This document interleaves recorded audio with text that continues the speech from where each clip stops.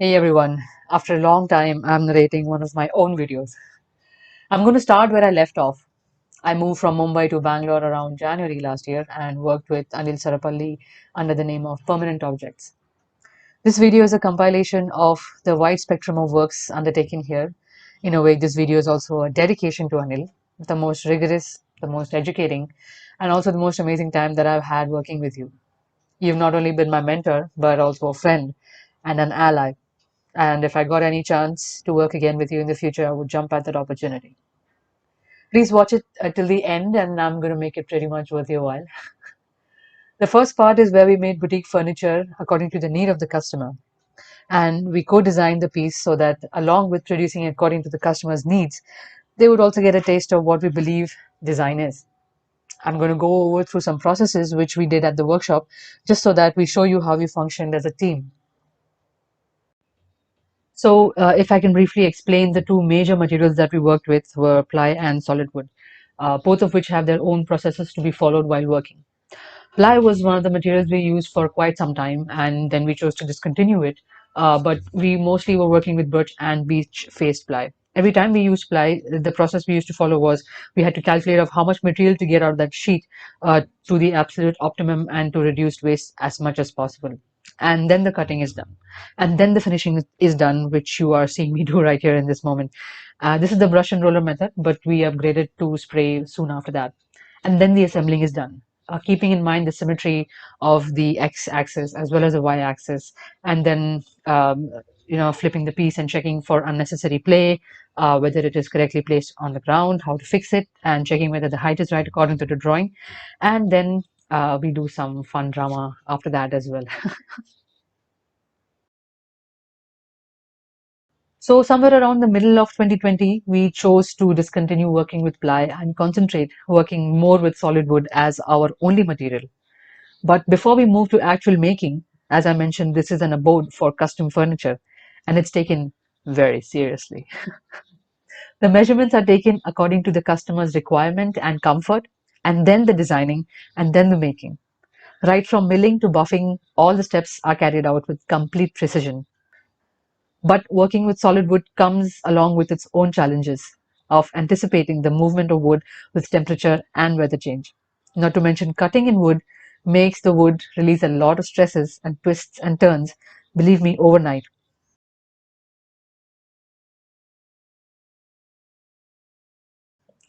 This is one of the techniques which is called the Dutchman joint. It's also called a butterfly key. It is done to lock the crack from cracking further along the grain, which, being one of the most beautiful features of furniture, is also one of the most functional pieces of joinery.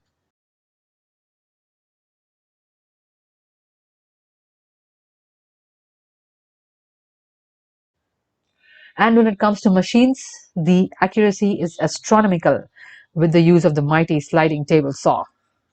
And all this work for these moments when we get to see the wood, what it actually looks like after we do the finishing with the oils.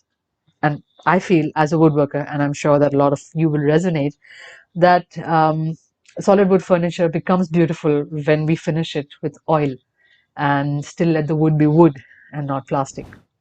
Something to think about.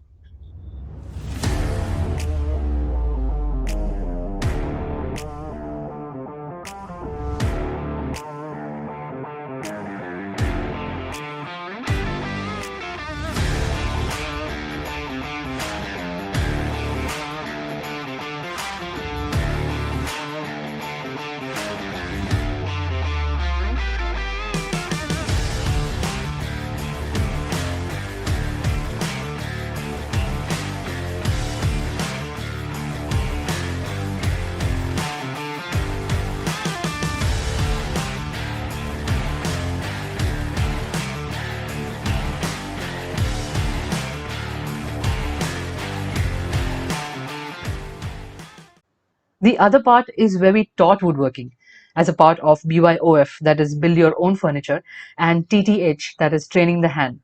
I'm hoping Anil will be able to give better first-hand explanations of how he came up with this when I interview him for Stories of Woodworkers from India. But in a nutshell, this is where we taught to kids, to adults, to anyone who was interested in learning woodworking as a life skill. From choosing the right wood for making the piece until finishing, all of it taught steadily over a period of time. The social media handles for all of these are in the description, so please check them out and enroll yourself. And now,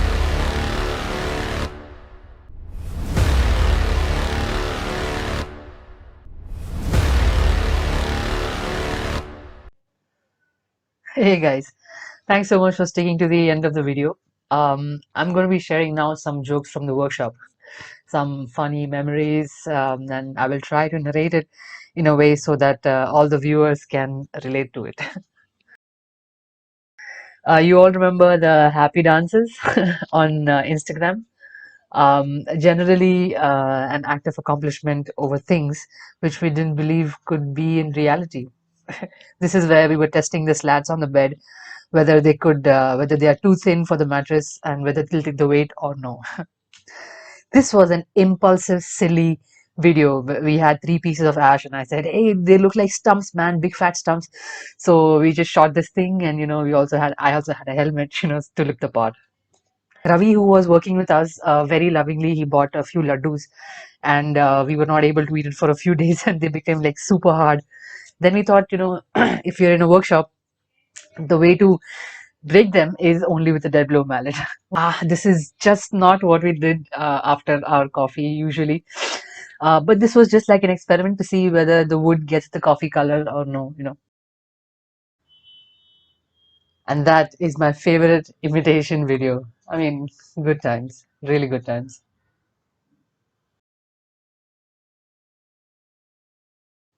This was one of my last projects. Here we made a set of really heavy, long conference tables. They were so heavy, but the fun and installing and flipping these tables around was just unexplainable.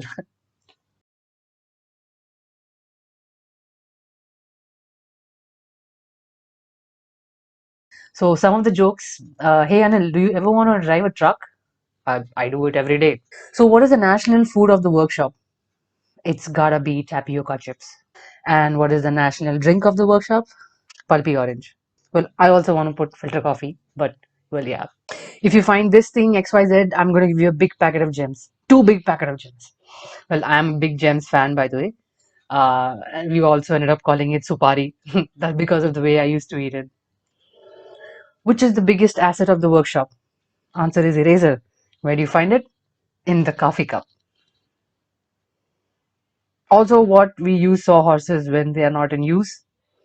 And the next one is my favorite one. Where's the tape? Tape, I think it's at the table.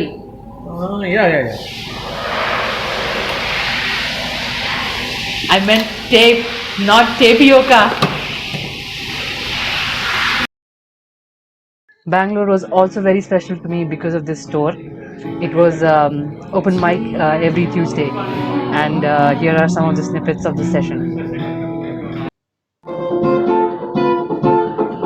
Praise you, praise you, praise you, praise you. Democracy.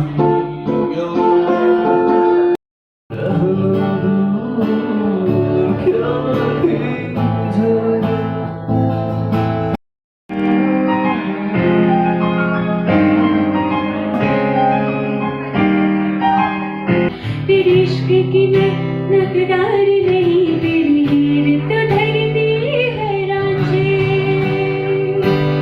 नैनों की मत Mario रे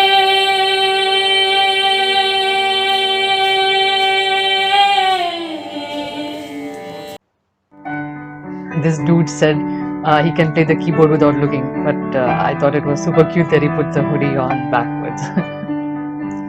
Well, this video would be incomplete if I didn't speak about where I live. A quiet street in JP Nagar. Made some good friends and took some really good memories back.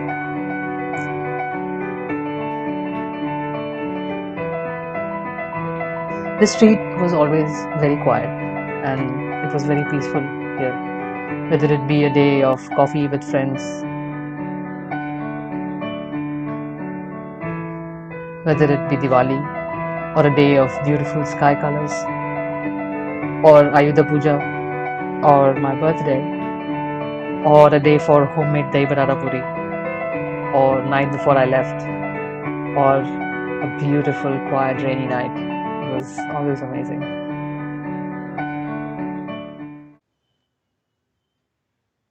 Before I conclude, I want to talk about one last thing that we did at the workshop, which also was very, very emotional towards the end.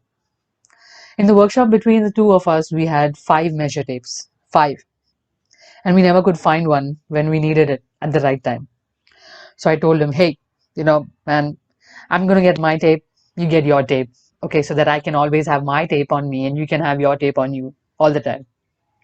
And one of the days, after we got those tapes, I before he came to the workshop, I put the masking tape on my tape and I wrote my tape on it. And on his tape, I wrote your tape on it.